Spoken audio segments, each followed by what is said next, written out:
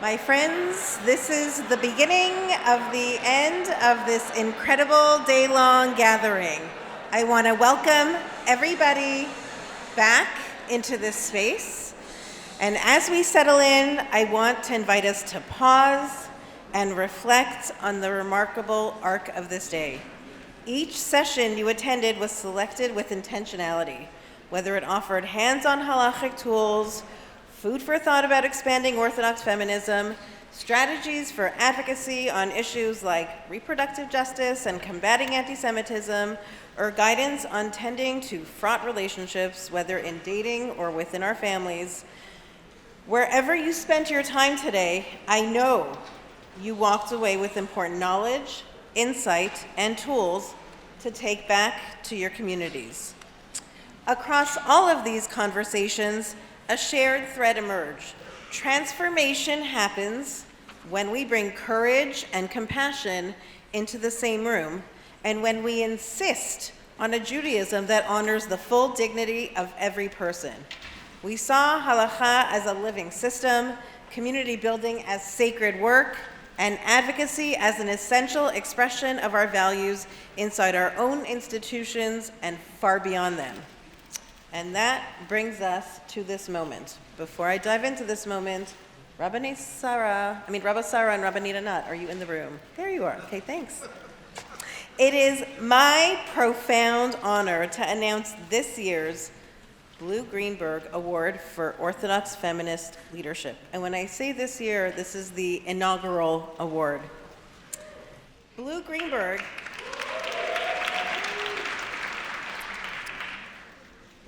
Greenberg is a pioneering Jewish feminist, author, and activist whose work has shaped the landscape of Orthodox women's leadership for nearly 5 decades. Best known for her groundbreaking book on women and Judaism and for coining the phrase, "Where there's a rabbinic will, there's a halachic way," she helped launch a global conversation about halakha, gender equity, and communal responsibility. Blu served as JOFA's founding president, guided countless women into Torah learning and leadership, and has been a steadfast advocate for agunot and systemic halachic solutions. Her visionary courage and unwavering commitment continue to inspire new generations across the Jewish world. I want to share something personal. I feel like the luckiest person in the world that I get to lead this organization and that I get to consult with Blu on a regular basis and visit her whenever I am in Israel. When I attended the first JOFA conference in New York City in 1997 as a small child, I had no idea what I was walking into. I still call it, and this is why this ribbon exists here, the most positively disruptive experience, second only to having my children. No pun intended, but that experience blew me away because of Blu. Because she dared to imagine something different and invited all of us to imagine it with her. That day changed the course of my Jewish life. This award is more than a recognition. It is a statement of kavod, of human dignity. It reminds us that our work stands on the shoulders of those who came before us, and that continuity and empowerment are not abstract ideals, but lived commitments. Every step forward for Orthodox women's leadership carries Blu Greenberg's imprint. Her insistence that halakha can rise to meet the needs of our time, her belief in community as a force for justice, and her conviction that women's voices belong at the center of Jewish life. And that's why Rabba Sara Hurwitz and Rabba Dr. Anat Sharbat are the recipients of this inaugural award.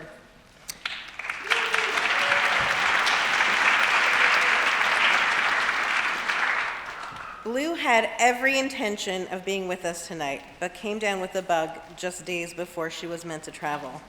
We send her our love and refuah shalema, and we know she is with us in spirit as she is in the very fabric of this movement. Before we present this award, we are honored to share a special message from Blu herself. Her words continue to guide and inspire our work, and it is a privilege to bring her voice into this space once again. Please join me in watching this video from Blu Greenberg. I am so sorry that I can't be with you in person today. An untimely visit of the flu caused me to cancel my travel plans. I wish I could rest my eyes on so many friends, colleagues, teachers, and partners in the Orthodox enterprise. I am very honored that this award is being presented in my name and that the inaugural recipients are dear friends and a tribute to our community. I give special thanks to those who created this award and who worked so hard on this conference. JOFA is an amazing organization. We have had our challenges, even as we have witnessed great changes. We've made progress and revised our agendas as necessary over the past 28 years. We are where we are today thanks to our past presidents and board members and staff and JOFA membership, those present today and those not, who have carried this organization through the decades. Although continents apart, I feel privileged to share this session with Jon and Rachel Goldberg-Polin. From the moment of Hersh's kidnapping, Rachel and Jon and their daughters undertook a heroic worldwide advocacy program to gather international pressure for the return of all the hostages. They pursued their cause with dignity and undiminished effort before and after Hersh, Zichrono Livracha, was murdered in the tunnels of Gaza. They remain heroic to us in their battle to get up every day despite the pain, and as religious role models as they continue Hersh's efforts to make the world a better place. I look forward, Rachel and Jon, to hearing your conversation with Abby and to seeing you back home in Jerusalem. I will now present the award to Rabba Dr. Anat Sharbat, co-founder of the Shalom Aleichem Kehila in Tel Aviv. Previously, she served as Associate Rabbah at the Hebrew Institute of Riverdale, the Bayit. She is a brilliant teacher and continues to be a brilliant student, seeking out the most exceptional teachers to study with. She has been a longtime advocate for women's religious leadership and exemplifies the ideals she propounds. October 7th was a devastating day that tested so many of us, each in our own way. For Rabba Anat, it was a moment that propelled her into a leadership role unlike any other, one that no one could have anticipated or prepared for. She rose to become one of the central moral and religious anchors of Tel Aviv's Hostage Square, a place of Jewish communal togetherness and identity during 2 years of war. Under her constant guidance, what began as a location for public advocacy and protest became a sacred plaza where people could come to pray, mourn, meditate, and steady their spirits, and yes, protest. It became a sanctuary, a classroom, a shul, a testament to communal responsibility. In those deeply painful moments when Israel itself felt so fractured, Hostage Square became its spiritual center. She offered all the people of Israel not only strength, but faith that presence is power, and hope that is an act of redemption. What unique strengths did Rabbanit Anat Sharbat bring to Hostage Square? A blend of halachic depth and pastoral sensitivity, a model of faith in Israel and a deep love of Israel. Her hands-on work was multifaceted, whatever was needed. She led prayer circles, moments of silence, spontaneous song gatherings. She stood with bereft families, anxious families, offering comfort without platitudes and hope without false promises. In the early days, when exhaustion threatened to overtake resolve, it was Anat Sharbat who insisted on rooting the gathering in purpose and in Torah. She connected hostage families to consolers. When Jofa and Yeshivat Maharat made a joint solidarity mission to Israel in January 2024, she stepped up immediately, joining mission attendees to hostage families. She created space for heartbreak and fierce love. She led the group in prayer that was spiritually grounding for all. While her work was always about the other, it was also deeply personal. As a member of the family of hostage, Eden Alexander, she understood viscerally the fear, the longing, the relentless hope carried by every family waiting for a loved one to return. And she was always there, night after night, Shabbat after Shabbat. She will surely continue her special style of religious leadership in less emotionally charged settings, but the families of the hostages and the Jewish people will never forget how Rabbanit Anat Sharbat brought solace and purpose to the community of Hostage Square and to the people of Israel. The pasuk chosen for your award, Anat, is our blessing for you. V'kol mi shoskim b'tzorchei tzibur be'emunah, HaKadosh Baruch Hu yishalem scharam. Mazal tov.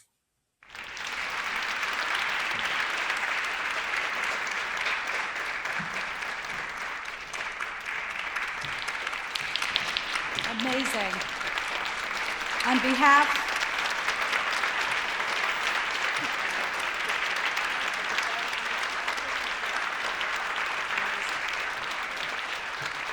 behalf of JOFA, I'm honored to present the inaugural Blu Greenberg Award for Orthodox Feminist Leadership to Rabba Dr. Anat Sharbat.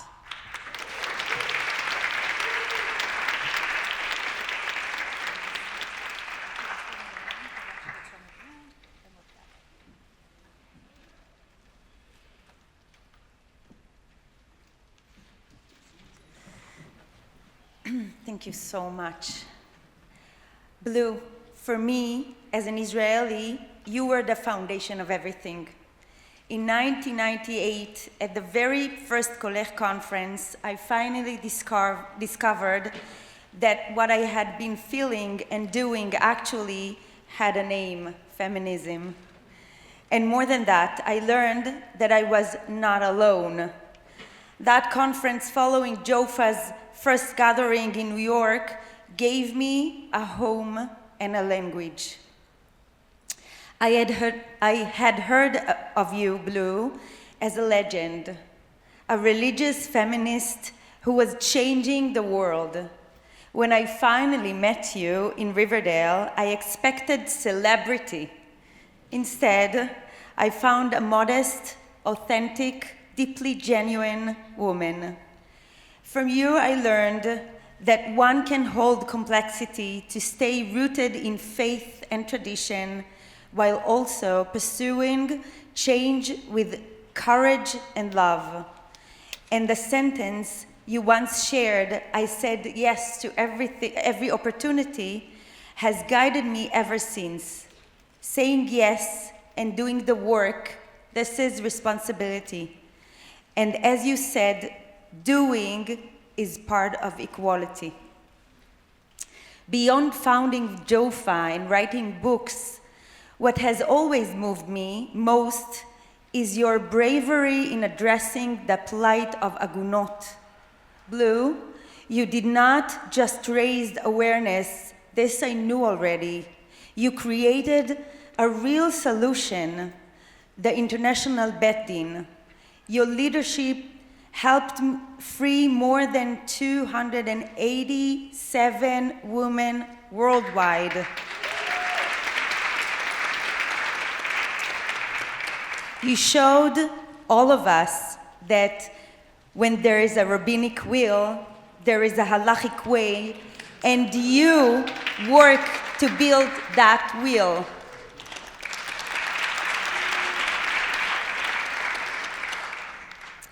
I see myself as a third generation in your tradition, Blu. After you and after Rabba Sara, my friend and colleague. Your vision made it possible for me to become a rabbi and to live life of female religious leadership. Your path gave me inspiration and foundation for my work, and I am deeply, deeply grateful. What I did in Kikar Hatufim, Hostage Square, grew directly from that path. I felt a religious responsibility to step in, using a Jewish tradition, lead prayers for the hostages returning home. Following the Yom Kippur confrontations around public prayer in Tel Aviv, I realized that bringing tefillah into public sphere required strategy. So together with Rabbi Lior Sinai and Hillel Meyer, I founded weekly prayers gathering for the return of the hostages. And today, as I stand here, the only remaining hostage of the 251 is Ran Gvili. I believe, hope, and pray that he will return home soon for a Jewish burial in Israel. As a mother of 4 daughters, a 4th female generation, shaped by your thought and activism, they are growing up, thank God, in a better world. A world where female rabbis exist, where girls read their own parsha for their bat mitzvah, where their spiritual presence is taken seriously. Their world is already different, and I pray that they will continue your path and make the world even better, because the parsha we have just read on Shabbat reminds us that there is still work to do around safety of women. Blu, I wish you many more years of good health, joy, and deep satisfaction of seeing the fruit of your extraordinary work surrounded by your loving family. ועכשיו, כששתינו גרות בתל אביב, מילים ספורות בעברית. תודה בלו על ההשראה ועל מי שאת עבורי, ועבור כל מי שנמצא כאן בכנס ורבים רבים אחרים ברחבי העולם. תודה רבה.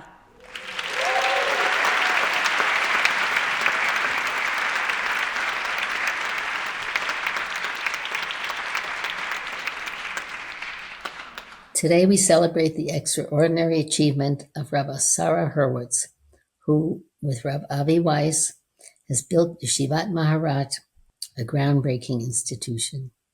With the recent celebration of 100 graduates, the story of Maharat is widely known, and Rabba Sara's awards have been many.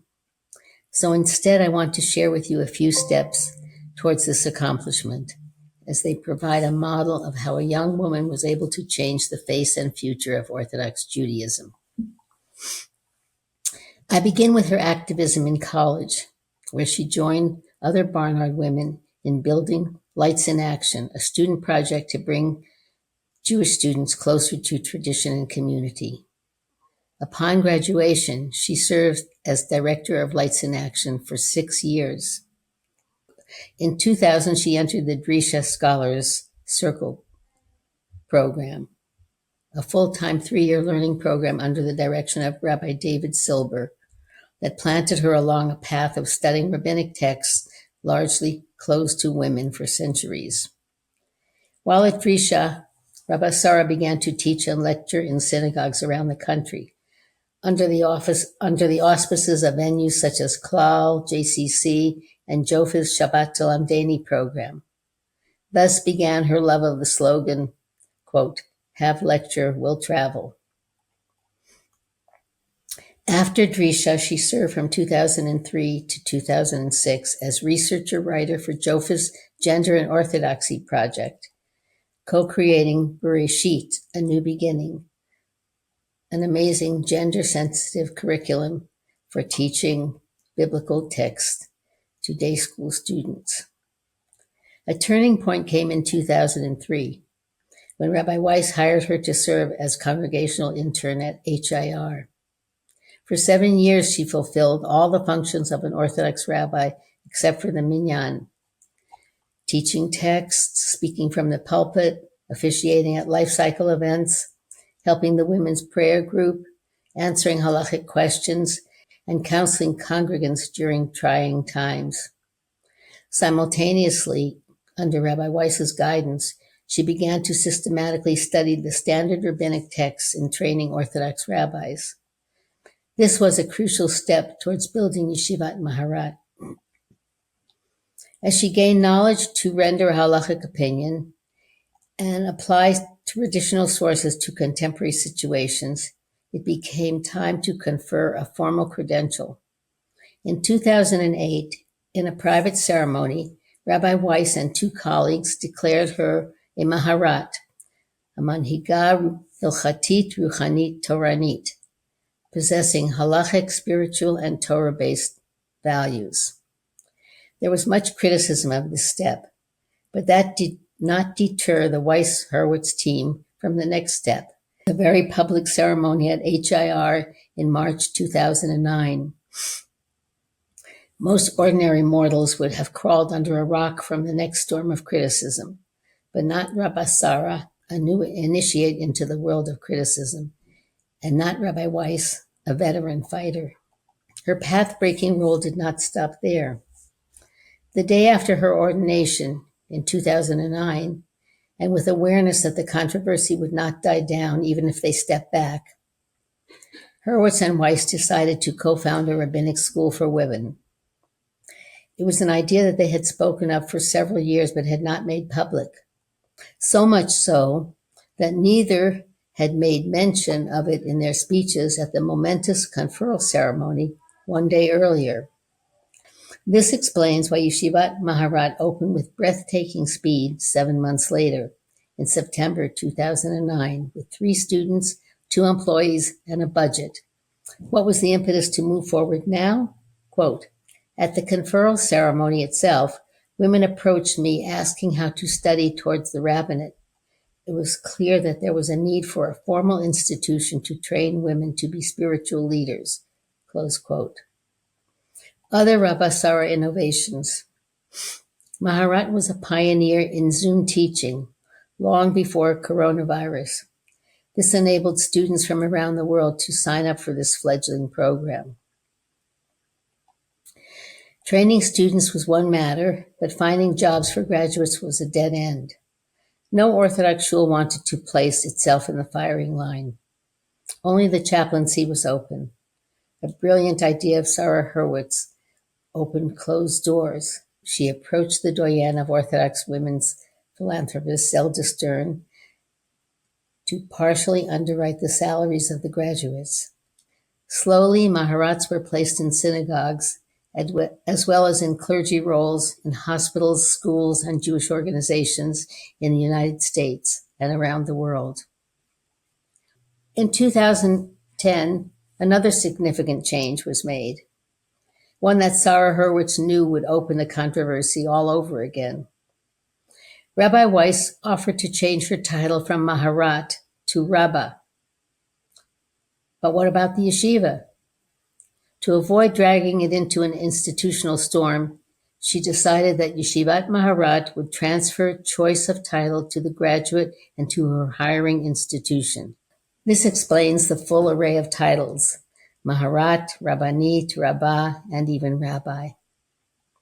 Undaunted along this journey, she had the wisdom to seek professional guidance in leadership, such as the Wexner Leadership Training Program.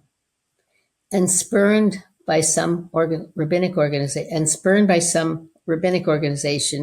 she has built rabbinic networks in others, such as the Hartman Institute. She is a model of creative thinking, of structuring practical steps towards a goal, of persevering towards a dream. There is much more to tell, but it's time to close with mention of her new dream: to create an institution to mentor her graduates, to give them the best of what she has learned, and to do this all with good cheer and positive outlook that has marked her day in, day out work in her 25-plus year journey to this day. Mazal Tov, Rabba Sara. The story of contemporary Orthodox feminism cannot be told without Rabba Sara Hurwitz. Her courage opened the door. Her institution builds the future. And with every new Maharat graduate serving communities around the world, 100 now total, her impact continues to ripple outward, strengthening Torah, enriching Jewish life, and demonstrating that when women lead, the entire community is elevated. I'm honored to present the inaugural Blu Greenberg Award for Orthodox Feminist Leadership to Rabba Sara Hurwitz. And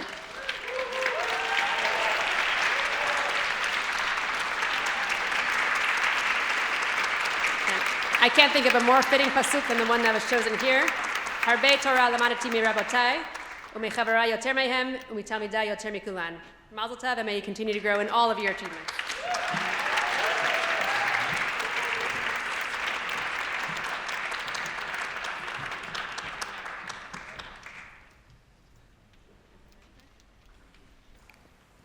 A little emotional.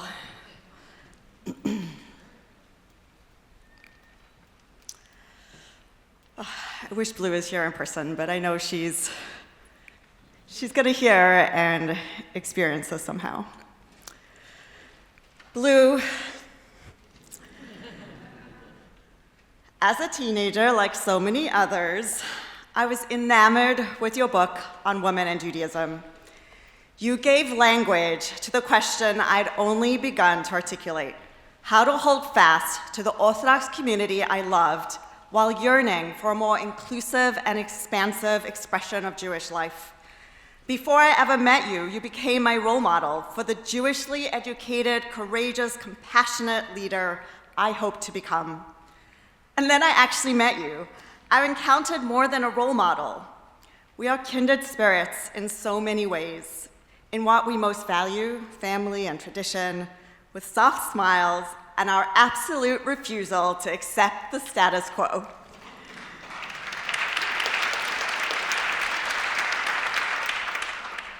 In 2000, while I was learning at Drisha Scholar Circle, I organized a panel including Rabbi Weiss, Rabbi David Silber, and you. The question, will women be rabbis, was posed. You answered with a careful but patient yes, adding that Orthodox women should be ordained because women's input into psak is needed, and because, and I quote, of the justice of it all. In that moment, I felt you were speaking directly into my soul. Fast forward to 2008, after I completed my smicha exams, you were integral to determining my title. You coordinated focus groups amongst our community, and after carefully listening to others, another skill I've learned from you, you came to the conclusion that my title should be nothing short of rabbi, because nothing else makes sense. Blu, you gave me a gift. Regardless of the actual title that was finally selected and that all of my Maharat colleagues have selected and picked, you helped me see myself before I even saw it. And at that moment, I stepped into my authority as a rabbi. In 1984, you posed the question of whether women would be rabbis in your lifetime, and then you answered it by laying the groundwork. You mentored, supported, and championed me and so many others, and I answered your call. Because of your vision, Maharat has gone on, as we keep saying, to place 100 Orthodox rabbis serving Jewish communities across 5 continents. This award is not just a personal honor. It is a celebration of the movement you ignited, the community that has grown around it, and the extraordinary women, rabbis, scholars, and activists who continue to rise. I am grateful to JOFA, the organization that you lovingly created, for recognizing you and your vision, and choosing to lift up my dear friend and colleague, Rabba Anat Sharbat, whose Torah and leadership have touched so many lives in America and in Israel. Our tradition teaches that we see further only because we stand on the shoulders of those who came before us. As the pasuk in Yeshayahu says, Kol banayich limudei Hashem, we are all your children. Every one of us here has learned at your feet. But as the Gemara and Brachot riffs don't read the verse as banayich, but as bonayich. Blu, you have taught us to become bonayich. You have taught us to be builders. My leadership has simply been an act of building on the foundation that you created. I also want to take this moment to thank Rav Avi, who along with Blu and Rav Yitz championed me. I'm so grateful to you and to Toby and to really the whole HIR community. And to all the Maharat lay leaders, donors, colleagues, and to the next 100 rabbis, whether you're in this room or whether you don't know yet that you want to be a rabbi, I thank you. And to my family, and especially to Josh, my Rebbitz, my partner, my love, thank you.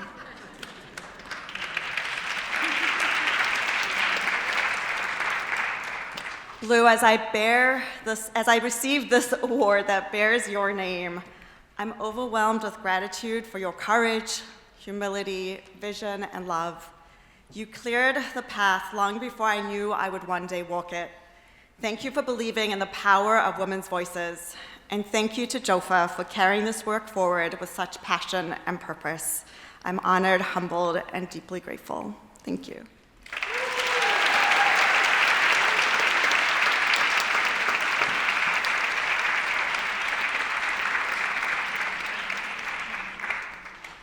Shalom again, and thank you all for being here for what we know will be one of the most meaningful and grounding conversations of our conference.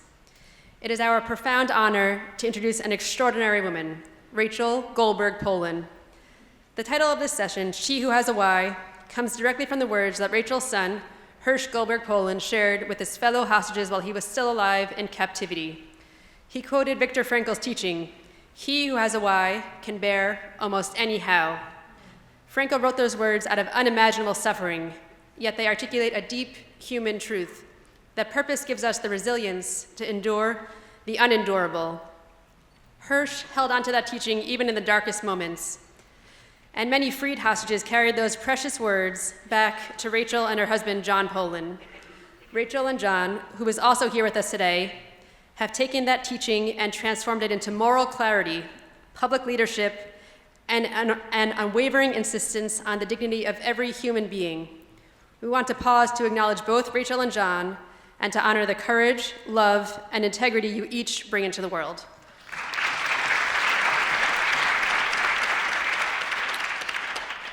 Rachel and Jon's voices have shaped not only the global conversation about hostages and humanitarian responsibility, but also the Jewish community's understanding of what it means to stand for life, for justice, and for one another. They have become, through no design of their own, moral witnesses whose words have shifted hearts, policy, and the collective consciousness across the world. Today's conversation explores the why that has sustained them, the purpose that has carried them through grief, advocacy, prayer, and the constant tension between hope and heartbreak. And with journalist and author Abigail Pogrebin guiding this dialogue, we know we will experience something both intimate and illuminating. Abigail brings depth, empathy, and a remarkable ability to hold complexity, qualities that make her the perfect interlocutor for a story as layered and powerful as this one. The themes we turn to now, faith under pressure, moral leadership, community responsibility, spiritual resilience, the power of partnership, and the fierce love of parents, speak directly to JOFA's mission. Reflecting on Blu Greenberg's dignified presence at the 2002 JOFA conference shortly after the death of her beloved son JJ, journalist Rivka Rosenzweig, Zichrona Livracha, wrote that, quote, "Feminism as it is manifested at events like JOFA's is yet another facet of maternal love, particularly of a Jewish mother's love." These fierce mothers remind us that women's voices do not merely belong in the public square, they actually can shape the moral direction of our world. Rachel and Jon, thank you for sharing your wisdom and your why with us. Abigail, thank you for helping us hold this conversation with the reverence it deserves. Please join us in welcoming Rachel Goldberg-Polin, Jon Polin, and Abigail Pogrebin.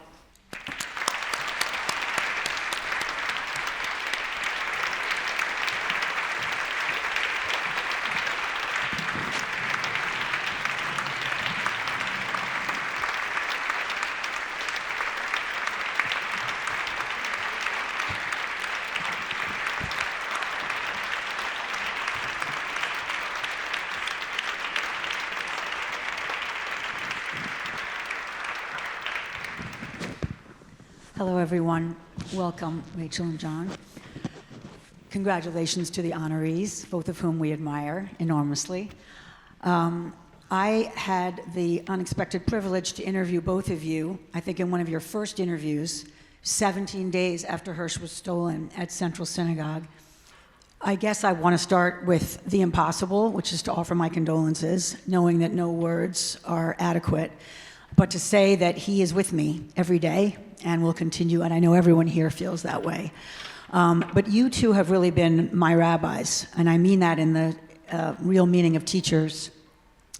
I just want to start with the fact that this was a role, as was mentioned, that neither of you ever wanted or wished for, but that somehow was thrust upon you. And maybe, Rachel, we begin with you, of just kind of day one, how you even figured out how to walk this walk. Well, first, I would just like to thank you, Abigail, and the whole Jofa family for having us here today. And it's a tremendous privilege and honor to be here. So we are very grateful. I think the question is interesting only because there are no decisions that are made when you're thrust into such a situation that's so unimaginable that I was thinking the other day, you know, a lot of people say to me, I can't even imagine. And I keep thinking, me neither. And it actually is us. And for sure in those first few months and months and months and months, it's adrenaline. It's what every single parent in here would do for their child. It's what every single one of your parents would do for you if you don't have children. Anyone who's had a parent or is a parent understands that it's not a choice. I think none of us know, are we the fight, flight, or freeze type until you're really thrust into a real, true crisis. And all of us have crises. This was a real doozy. And we were acting on instinct and innately and really just running for our lives and for Hersh's life and for the hostages' lives. And I don't know that there was a lot of decision-making initially when you're saying day one. Jon, can you just, I remember we were sitting and you described that there was actually relief in knowing that your son is, even though he's been obviously maimed, that he's alive when you saw the CNN recording. Can you just talk about, again, I know that you're reacting in real time, but there was, it seemed to me, an immediate sense of how you had to keep this somehow on people's consciousness, no matter how long it took.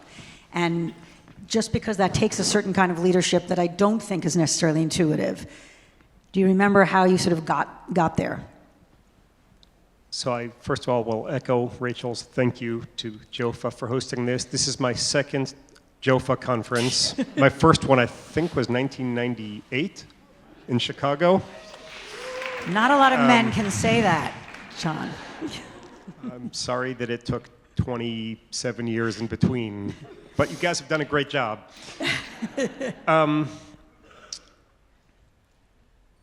So first of all, you know, as Rachel was saying, I was thinking as she was talking that on one hand, of course, no parent ever, you know,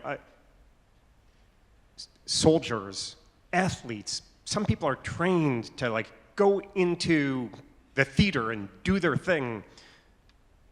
On the one hand, no parent can ever be prepared to suddenly start fighting for their kid's life when they're held in captivity with an arm blown off. On the other hand, in some ways, it was the most innate, natural thing. Of course, that is what you do as a parent, and you don't need a plan, you just do. So you're right, we decided early on, once we found out that Hersh was alive, we believed, and critically injured, we said, we need to raise awareness. And from then, you know, I come from the business world where I'm used to making, you know, 6-month, 12-month, multi-year plans and roadmaps, and there was none here, and we just flew by the seat of our pants, which is to say, sometimes it felt like we need to be raising more awareness. Sometimes it felt like we need to lean more on Israel's leadership to do something. Sometimes it felt like, oh, we need the Biden administration to push a little further in this direction. But it was always just literally wake up and like day by day or even hour by hour, what do we think needs to happen? Intuitively, let's go do it. And it's an uncomfortable way to work when you're used to a plan, but it was what we had to deal with, and we'll talk, I'm sure, more in the next few questions about, did we fail? Did we succeed? What could we have done better? It's stuff that obviously I continue to analyze, but we did everything we could in the moments that felt like the right thing to do. And you mentioned Biden, and obviously then there was Trump, and I think one of the things we all watched was how it seemed, I would imagine, because I was watching you every day or every speech, that you were deliberately not politicizing while at the same time holding leadership's feet to the fire. So just to stay with you, Jon, for a minute of just thinking about how to navigate at such a hyper-politicized moment, even in all of the emotion, and even though, and on one sense, everyone was on the same page to try to get these kids particularly out, there was still so much politicizing happening. How were you sort of thinking, and I think it's a page for all of us in this time, to avoid the kind of falling into one camp or another and potentially alienating an ally?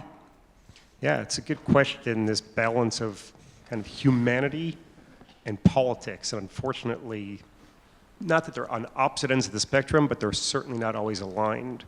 And so we very early on said, this is not political. We banged that drum every day, and it wasn't, right? It was, first of all, just about saving the lives of innocent people.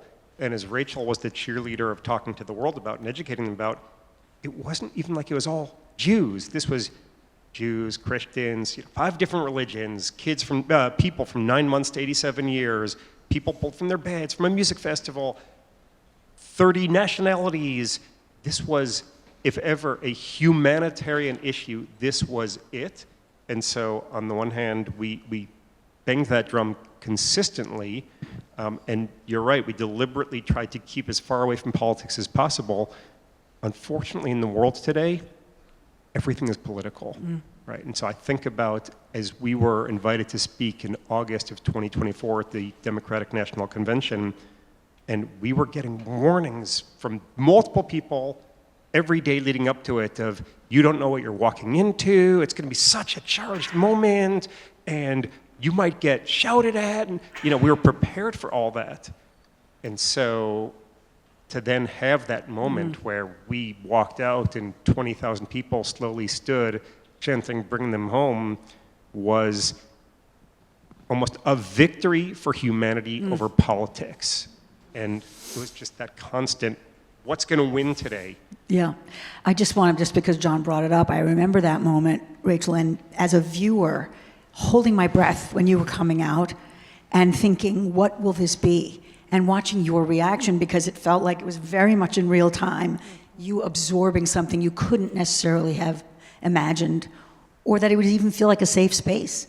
Can you just give us a glimpse of that? Sure. We had been warned. We had arrived, I think, in Chicago 3 days before, and we were told not to tell anyone we were even there.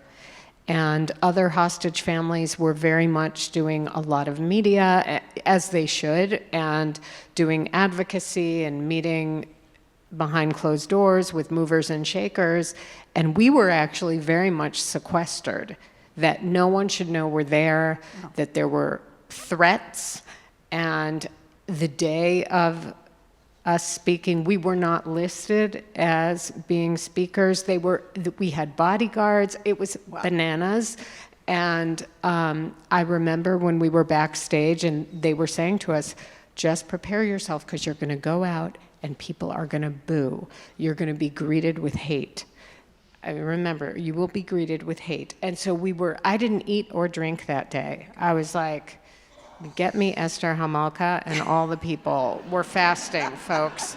And I was panicked. And when we walked out, because when you are told that this is going to be the reception, we never, even for a moment, entertained the idea that there might be humans in this room who feel horrible that you're going through this. We didn't know that was an option.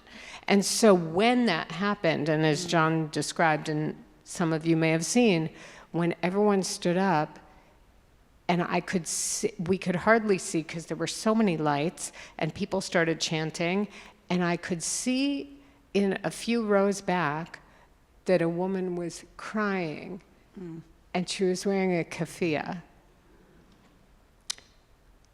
And I started crying.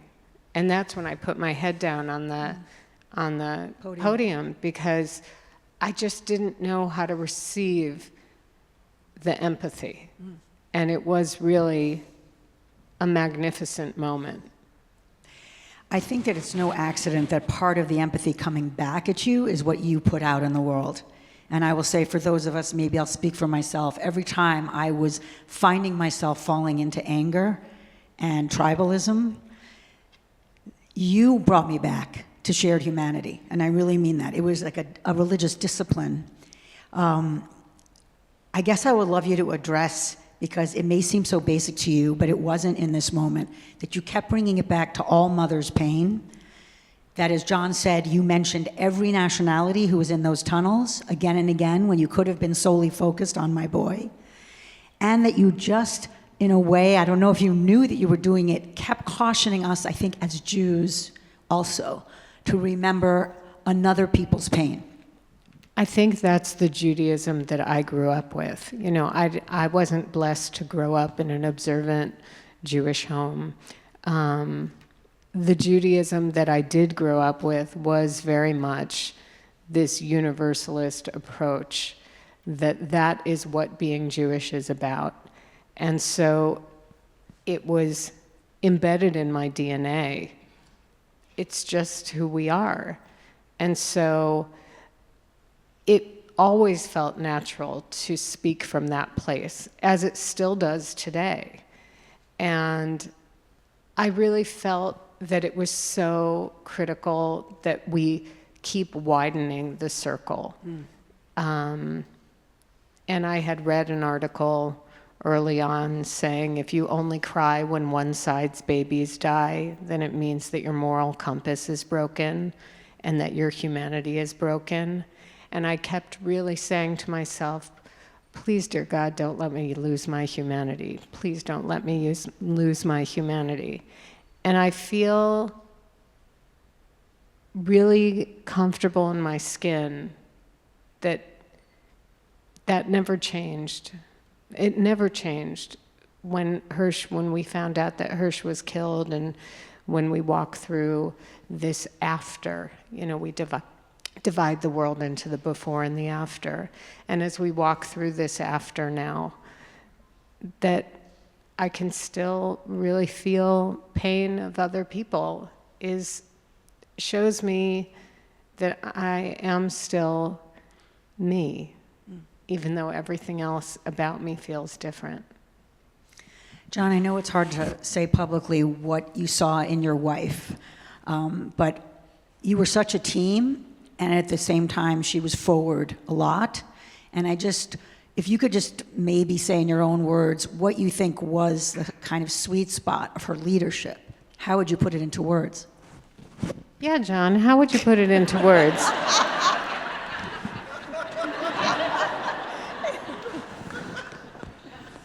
I always have to hold back privately from being overly emotive towards Rachel because she doesn't like that. So I'll just do it now in front of an intimate crew.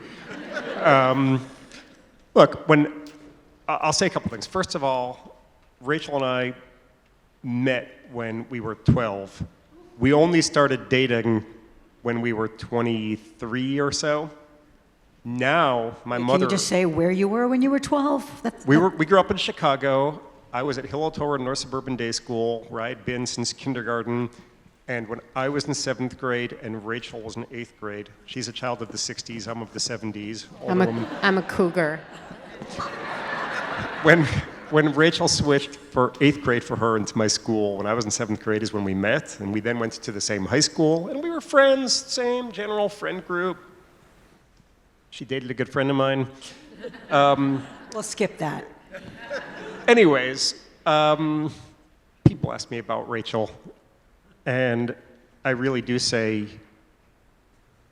nothing that Rachel did in the last I'm looking at the number to make sure, 793 days surprises me. I've seen this side of Rachel for a long time, and people want to talk about it. It's not like she emerged. She emerged in the public sphere. But I've known this side, and when I think about what it is that she demonstrated for all of us and exuded for all of us, number one, it's her Yiddishkeit. Like, she's seen as this spiritual leader to so many people. My kids will tell you she's been like this all of their lives in the house, talking about her Yiddishkeit and walking every Friday night to shul with the kids and reminding them of that Shabbat is the makor of our bracha, the source of our blessings, and how much she loved it. And so we've all seen that so much of who Rachel is rooted in her Judaism, just exposed to the world. That's one thing. Second thing is Rachel is a natural educator. She has a way of taking complex concepts and communicating them in ways that are really digestible and understandable and easy. She's always been sort of the queen of the analogy. Like, I'll talk about something going on in my life, and she'll just say, oh, that's like when two kids are playing in the playground and they're fighting over a toy and this happens. And I think, oh, yeah, it is just like that. Rachel's funny. And she knows when and how to use humor, including in like super dark, horrible period of our life, in a way that I don't know if this is what she was trying to do, but oftentimes, on her Instagram posts, it would be in throes of something terrible, and anybody who followed her was, I think, influenced and stressed, and she would use humor in a way that I think almost gave other people this sense of, it's okay to breathe. I can keep going on and on and on So talking about Rachel, but I'll save some. Before I go back to Rachel, though, because we're at Jofa, and I was lucky enough to be raised by a feminist marriage that didn't get entered consciously feminist, but people used to ask me, like, what's really behind the scenes that's making that work? I could see there was almost a skepticism that my dad felt as whole because my mom was more out front. And I kept thinking, you're missing this story. It's seamless. And that's what I felt watching you both, is that it was always a partnership in a very deep way that not only held each other up, but allowed us to kind of keep seeing the world as it could be. And I just wonder if you were aware maybe that we were projecting a lot onto this marriage, but just when those who watch you and think about feminist leadership, I mean, we just heard Rabba Sara thank her partner. It's important that you're doing it together. And Jon, before I leave you, just to sort of talk about how conscious that is. I'm very comfortable in the role of Rachel's trophy husband. No, I don't. I don't know. Okay, that's a good answer. Rachel, let's get to just the unfortunate stereotypes around the shoals of women's leadership. If you get too loud, if you get too pushy, if it seems like it's too, brash. I remember Bella Abzug, who I hope some people remember, she was just not holding back and was often criticized for it. And so just being aware of just what works when you're actually advocating for something tirelessly. How conscious were you of when you used your voice, of when you shouted? I do remember when you went and screamed for Hersh as one of the rare times I ever heard you raise your voice, so it was indelible. How you sort of figured out that modulation, whether or not you should have had to. I was extremely aware of it. Also because what was interesting about the hostage family cohort is that we had every single color in the spectrum in terms of what people could do. And so we had the screamers and the prayers and the angriers and the frustrated ones and the calculated ones, and every single stripe of agony manifest. And so there could be no judgment, and there wasn't. And that was really remarkable, because you had 225 something families, because a lot of families had multiple hostages, and we were all running like crazy people, and we were all, I think, extremely open to the reality that you cannot judge someone in agony. And I have a good friend who's a nurse, and she said to me, you know, there are the different types of patients. There's the ones who are the screamers, the ones who clench your hand, the ones that grind their teeth. And that was what I saw in all of us, families of these stolen, precious souls. And I was aware that something happened right away, that I think I was so violently traumatized that I went to a calm place, which is very strange because it was not me before October 7th. I was kind of like, if something happened, I would get very hysterical. And I've said before that tragically what October 7th did to me is it scared the fear out of me. And so that's gone. And even now it's gone. So. What do you mean by that? Well, I used to be the type of teacher, let's say, that if I knew I was teaching 30, 15-year-olds about Passover, I would be preparing for weeks beforehand, and I would be very nervous that day, and I would have all of my notes, and I would be really prepared. And now, I mean, seriously, I don't even know what to tell you. I don't know what would scare me. It's very strange. I was always a nervous flyer as an adult, and if there was turbulence, I was the one grabbing the stranger next to me if I was alone. And now I'm like, bring it on. Are you kidding? It's this strange thing when you've been so terrorized, and really we were emotionally so terrorized for such a prolonged period of time that it broke the normalcy of who I used to be. And part of that is it made me very calm in how I communicated. And then I saw that that was effective. And then I was sad that that's how a woman effectively communicates, tragically, right? And there were other mothers who were screamers, and we were in a lot of closed-door meetings where there were screamers to the point where, I remember even here in the small American group, we were in a closed-door meeting, and someone had to take one of the women who was screaming rightfully and said, you can't speak that way here. Now, the truth is, they probably also would have said that if a man had done it, but there was something about the fact that they were telling this woman not to speak that way that didn't lay so well to me. And we saw that that became a superpower in a way, that we had access to anyone we wanted, and we were convinced it's because we never raised our voice.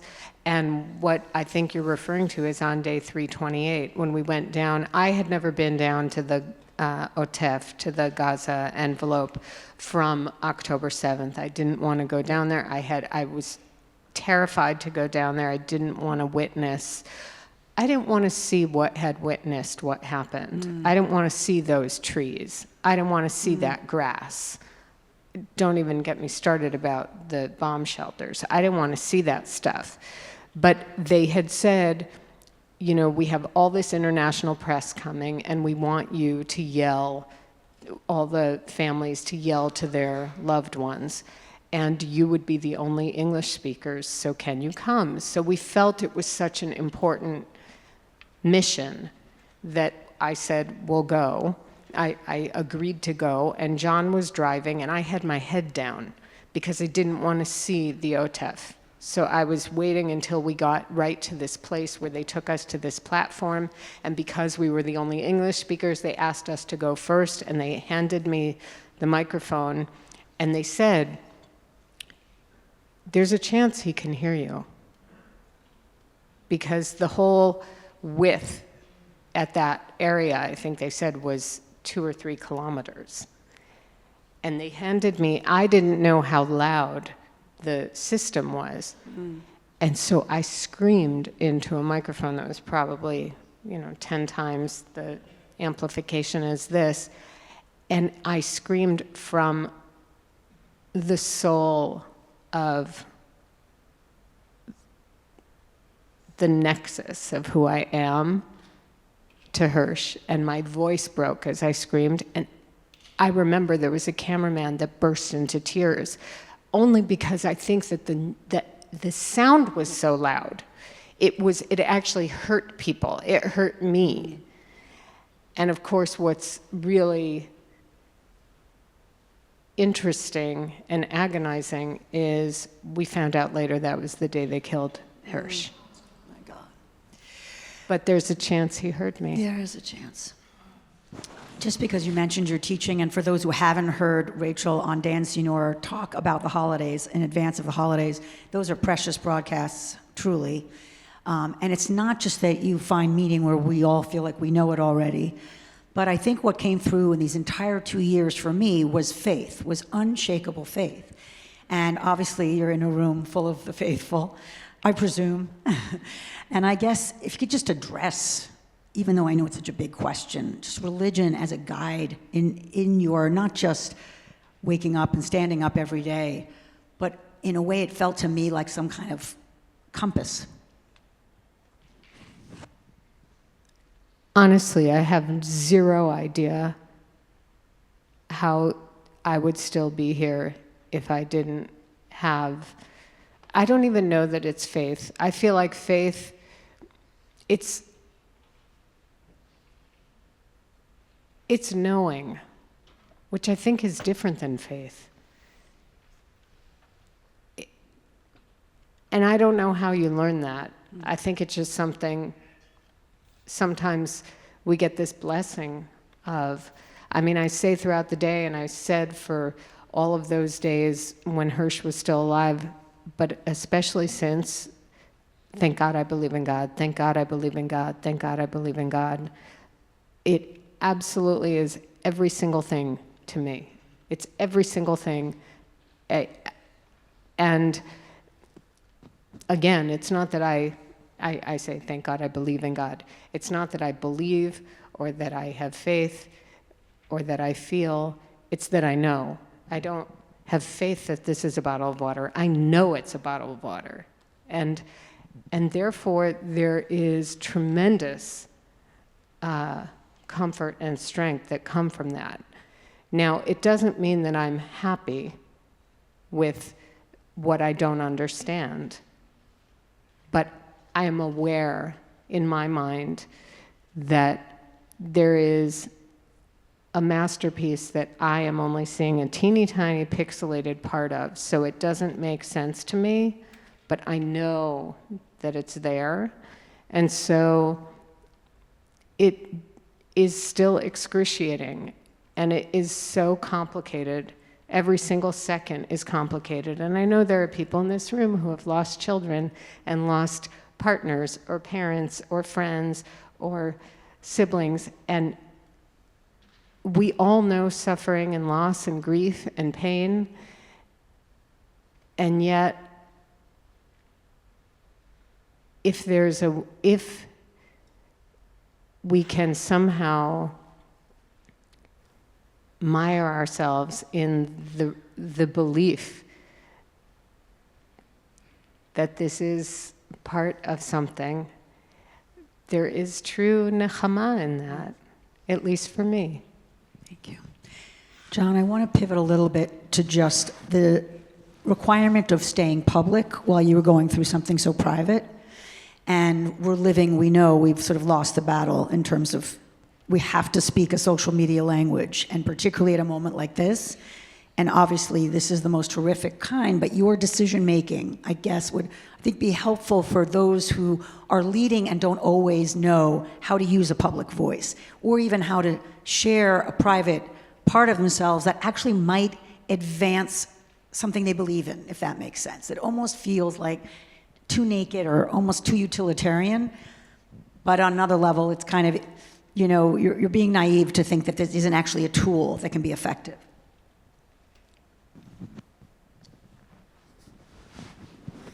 So I'm not totally sure what the question is in there, but I think I get it, and I'll take a stab at it, which is to say, of course, we were trying to convince people of something. In this case, it was save these hostages while you can. But if I take a step back and I think about how to use one's voice, leadership, the environment we live in today, etc., I've been thinking a lot about this lately, and I've come to think it's so hard to convince anyone of anything nowadays, to the point where it's almost like, why try? Just model the behavior that you want to project to the world, that feels right. Speak the way that feels right. And it sounds almost simplistic, but I think there's real power in, I don't know if it's authenticity. That word is so, I feel like, overused today. People are trying really hard to be authentic. But I think there's real power in that. And I see it now in people that I interact with. I'm going to tell one little tale that I told recently, but in August of this year, Rachel and I were, for the first time in 2 years, taking a few days of real solitude, well, with one other friend. We were at his home, his family's home, in a small town on the coast of Oregon. It was quiet and nobody knew who we were. And one day we went for coffee at a little tiny coffee shop in this little tiny town on the coast of Oregon. And we walk in, and the barista is wearing a from the river to the sea pin. And Rachel immediately looks at me and says, "Do not engage with him." Which I always think is funny, that she thinks I'm always on the verge of like losing it, when in 40 years of knowing each other, I think she's seen it once. But okay, so we order our coffee and we sit down. It's Rachel and me and our friend. And suddenly our friend gets up and goes to start talking to this barista. And we're 10 feet away, so we hear, you know, who's got this right, and this UN resolution, and this history, and the usual talking points. And then suddenly Rachel jumps up and she goes over and she sticks her hand out, and the barista sticks his hand into Rachel's hand, and she says, "What's your name?" And he says, "My name is Jake." And she says, "I'm Rachel, and I want to show you something." And she pulls out her phone and she opens a picture of Hersh and says, "This is my son Hersh. He was somebody who fought hard for peace and coexistence." And Jake said, "Right on." And then Rachel said, "Well, he was taken hostage on October 7th after having his arm blown off. He was held in captivity for 328 days, and he was murdered by Hamas in a tunnel." And I'm watching to see Jake's response. There they are holding hands in this little coffee shop, no media, no social pressure, just two people having a conversation. Jake pauses for a moment, and he says, "Well, you guys are committing genocide!" And he starts launching into that attack. Now, I'm only saying that because it was a powerful moment for me to see that it's really hard sometimes, even when it's just two humans face to face with no pressure around them, to get through to somebody on a human level. If he had only said, "I'm so sorry for your loss, but that would have still meant something. And I walked away from that and I thought, just model who we want to be. Yeah. And some arguments, some conversations are just not worth engaging in. Yeah. Rachel, in terms of, we're running out of time, but I want to touch on just walking into Orthodox spaces, because I know you've been invited everywhere. How do you navigate that? Is that something that you sort of have now, a system as to how you approach it? I had the tremendous privilege, while Hersh was still alive, I was invited to speak in initially 2 ultra-Orthodox communities in Ramat Beit Shemesh Gimel and Daled, where they actually had to get the permission of the Mara Da'atra of the community leader. I wasn't seeing any men while I was there, and I didn't see any men. I did not see one man in the whole place where I was. The community was lovely. The women were lovely. When I went there, because I always try to be very much, this is who I am, and I think that people don't know what to make of it, right? I mean, I don't need to tell Jofa. You walk in like this and you say, I'm an Orthodox Jewish woman, and people are like, what are you talking about? That you are naked, you're wearing pants, I don't know what's happening, does not compute. Anyway, and that when I went to those communities, listen, I think it's very important to have kavod hamakom. And so I wore the clothing that they wear there, and I did cover my hair, but the very first thing I said is, I want you to know that I'm in your home, and I came out of kavod in the way that makes you comfortable. But this is not how I normally dress, and I normally don't wear my hair like this, covered, because I didn't want to misrepresent myself, but I wanted them to understand the same way, I think, when presidents and foreign ministers come to the Kotel, they put on a kippah. I'm coming to your home. I'm going to dress appropriately. And it was such a beautiful evening. And then, of course, afterwards, I was invited to all these other different ultra-Orthodox communities. And the same thing, and these women were so moved. And the barriers that sometimes we have were removed because all they could see was themselves. And all they could see in Hersh was their child. And it was such an opportunity of closeness. And we even had, we were invited to, Jon went to Bnei Brak to Haredi, ultra-Orthodox admors who only see men, and one of them had said, actually several, but there was one in particular who said, I don't ever meet with women, but you can bring your wife back and I will meet with both of you. And I came to this place, and it was, the choreography in the room was so fascinating, because it was just him and Jon and me, and it's a very, very long table because they use the same place for a tish on Friday night. And I'm sitting like way at the back, and at the end, it was like Downton Abbey. And I'm sitting at the end of the table, and he's talking to Jon and saying, ask her, and then he would ask, I heard him, and I was answering him, and then it was fascinating, but he cared. And he gave us brachot at the end, and then he was in touch with us again, and we went to see him again. And when Hersh was killed, he came to Jerusalem from Bnei Brak in like a caravan of all these big black cars, and they came to see us. And I'll even say, that in February of 2024, and Hersh was still alive, I came and I spoke at YU. Not at the graduation, which was this year, but last year. And even there, I remember getting up to speak, and I had this moment, because I didn't use notes, I just got up to speak, and I looked at those first 3 rows of men. Those guys look hardcore. And I had this moment where I was thinking, what am I doing here? And then I realized they don't care. again, sometimes things get so bad that it just, there's no room for that. Right. And there was real power in it, and I hope that doesn't get lost. Thank you. So my final question, let me start with you, Jon, is to go back to the quote that this conference or this session, which goes back to what how Hersh helped his fellow hostages, the Viktor Frankl.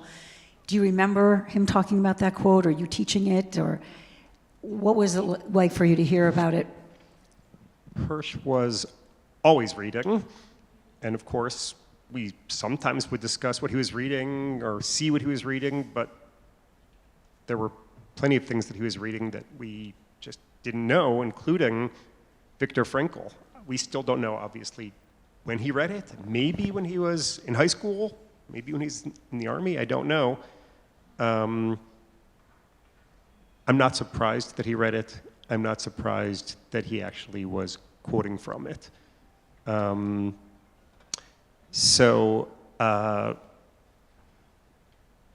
We were very strengthened. It was very him. I'll let Rachel tell more of the story of meeting Or Levy and learning more details about this. But it's pretty amazing for us to sit now and watch as conferences are being formed using that quote. People all over Israel are talking about that quote. We hear from so many people in the army that, commanders are taking their units to do whatever with that quote as the guide. And it's just sort of surreal to hear people talking about Nietzsche, Viktor Frankl, and Hersh all in that context of that quote. But for sure, it is very much a guide for us now as well. And a lot of people ask us, well, what's your why, and what are you going to do next? And I think it's a process. We're still figuring it out. I don't know the answer, but I could tell you that one of the things that I think a lot about is we've been going and speaking, appearing, talking in a lot of places, meeting a lot of communities, and I think something that we see so clearly among the 15 million of us Jews in the world, we meet a lot of them, is people kind of have their shoulders down, their heads down, legitimately. It's a really hard time right now to be Jewish. And going back to what I said earlier, as we think, is there anything we could do from this small little perch that we've built from southern Jerusalem? I keep going back to this. How do we get people to just be prouder of who we are? We get so many questions about how do we fight back on the internet against this?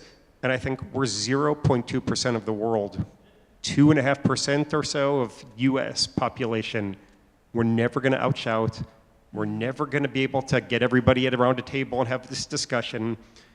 And I just want people to never stray far from, within all the noise, we have a proud, wonderful, 3,500-year amazing history of accomplishments and contributions to the world. And I think how many Jews throughout history, their way of fighting back was just to be proud. I think of Natan Sharansky in the Gulag, and I think of my great-grandparents in the shtetl, and I think, and yes, some of them were fighting back, arguing or physically, but so much of it was just, even in private moments, in prayer, around the Shabbat table in a home, just be proud of our link in this chain of history. And I guess all this sort of says, when we think about our why, I don't know if it's educational tools, if it's action guidance, I don't know yet what it looks like, but if we could play a small role in just helping all of us feel prouder within the terrible times that we're living in, that's something that animates me right now. Thank you.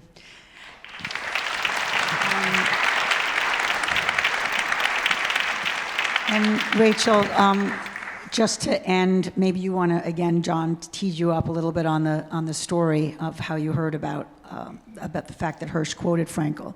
But I also want to bring back Esther, because you raised her. And I know it's probably obvious and you've been asked a lot, but it felt to me like if I've ever watched an Esther moment, it was watching you.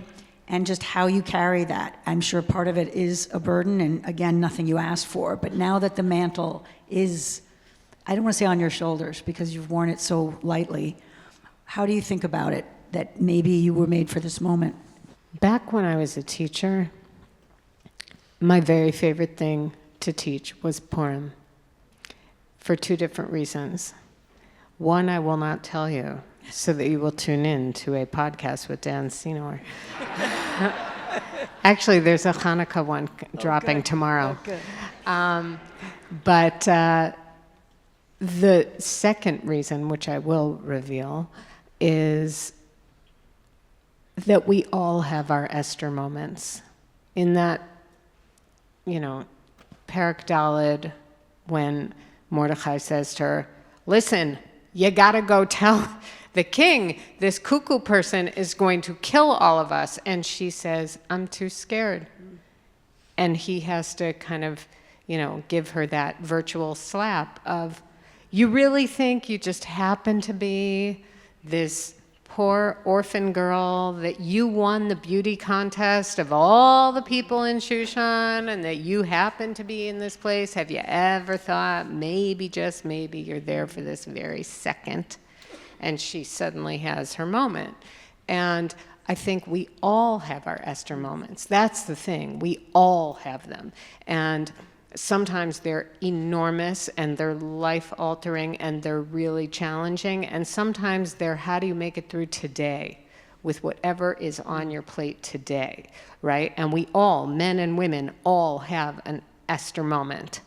And I thank you for the compliment, but I don't think that I am unique. I think we all have these things that we're really frightened of, rightfully. And I think that it's okay to be scared, but not let the scare stop you.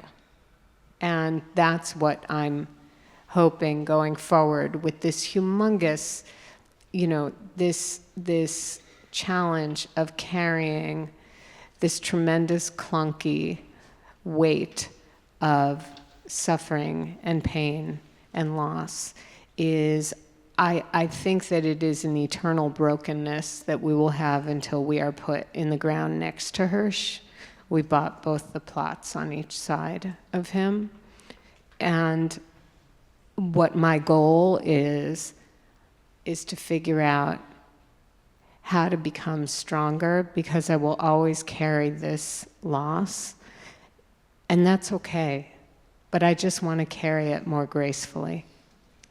Rachel and Jon, thank you so much. Thank you. Thank you all.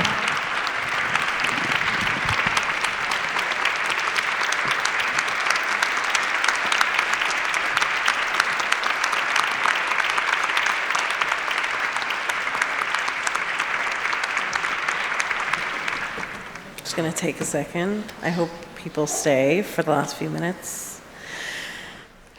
So, as we close off this extraordinary day, I want us all, I don't think I need to invite us all to pause. I think we're all just going to pause.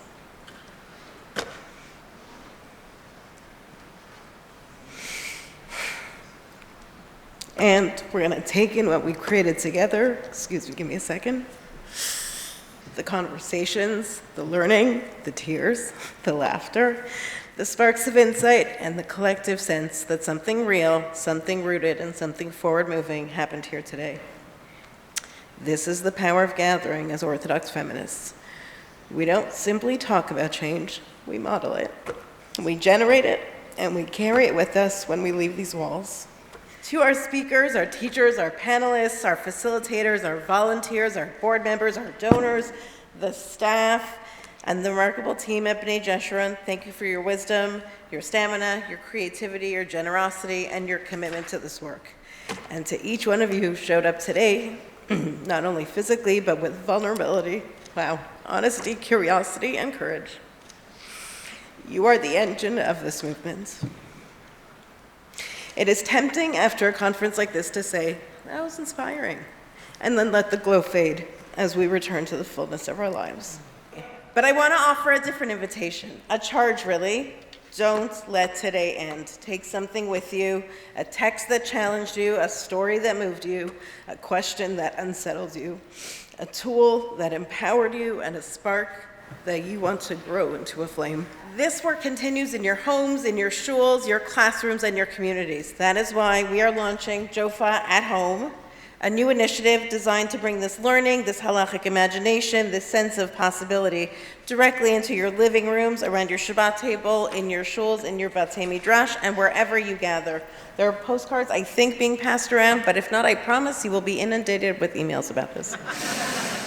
Through Jofa learning circles, curated resources, discussion guides, and opportunities for collective action, we want you to feel supported and equipped to continue building a vibrant, equitable, inclusive Orthodox life right where you are. Because the truth is, the future of Orthodox feminism isn't located on a stage. It's located in the daily choices we make, the questions we ask, the leadership we nurture, the boundaries we push, the halachic pathways we illuminate, and the communities we build with intention and compassion. A little bit of Torah. As we look ahead in Vayeshev, next week's Parsha, we will read about the brothers ganging up on Yosef. The core jealousy in Vayeshev is built on a simple but destructive assumption. If Yosef rises, they will fail, they will fall. If Yosef is favored, they will lose. This zero-sum worldview fractures the family long before Yosef ever reaches Egypt. The Parsha challenges us to part ways with scarcity thinking, especially around leadership, by reminding us that dignity and purpose are not limited resources. When leadership is shared, possibility expands rather than contracts. No one's voice is diminished when another voice is strengthened. This message resonates powerfully today in the landscape of Orthodox women's leadership, where the truth is clear. More is more. So next time you're challenged because you want to increase women's ritual engagement and learning and leadership, remind the detractors that more is more. May we continue to be anchored in Torah, courageous in spirit, and relentless in our pursuit of holiness and dignity. May we have the strength to imagine boldly, the humility to listen deeply, and the conviction to act when it matters most. And may the work we do ripple outward, touching those we will never meet, opening doors we may never walk through, and lifting up the next generation of Jewish women and men who will take this movement even further. With deep gratitude, joy, and hope, I now officially close the 2025 Jofa Conference.